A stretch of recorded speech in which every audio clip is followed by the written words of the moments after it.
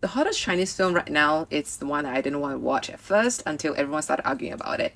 When Dear You first came out, it was flooding my Chinese social media feed. And I was just scrolling past them because what's this mainland Chinese obsession with diaspora stories suddenly? Singapore has been talking about it for decades. It's literally part of Singapore's nation-building narrative. So do I really want to watch a film that mainland Chinese write about things that I already know? So yeah, I wasn't interested until a Singapore Chinese newspaper columnist put an opinion piece saying that, it's an insidious united front, which is like propaganda film. Chinese netizens got angry, and suddenly a story about dialect, overseas Chinese, and grandparents became a geopolitical debate that escalated quickly.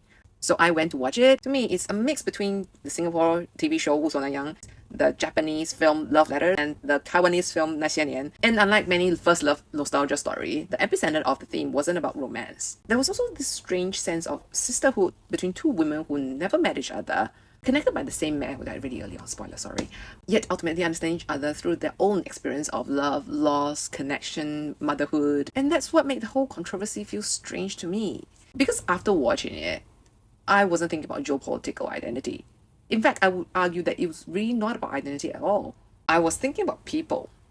And then the film was announced to be released in Singapore soon, and people's comments were like, is the original dialect version? Is it dubbed? If it's dubbed, I'll go Malaysia to watch it. Which made me wonder whether journalists and audiences were even talking about the same film. One side was worried about influence, and the other was worried about whether Ama sounded like Ama. And somehow I think that tells a lot about diaspora identities than all the geopolitical debates combined. Identity are rooted in lived experiences.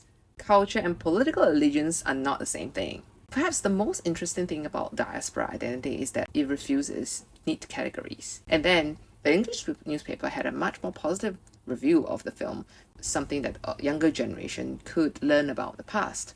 And I think that reveals the tension between Chinese-speaking community and the English-speaking community in Singapore in the way they view their relationship to China or the Chinese identity. Cultural attachment to the Chinese-speaking world has always been viewed with some kind of suspicion, as if cultural attachment naturally means political allegiance.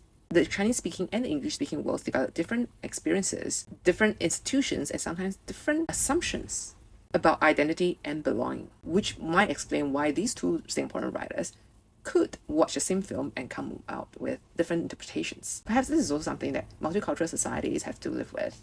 People can belong to a nation and remain connected to history, culture, languages, and memories that extends beyond it.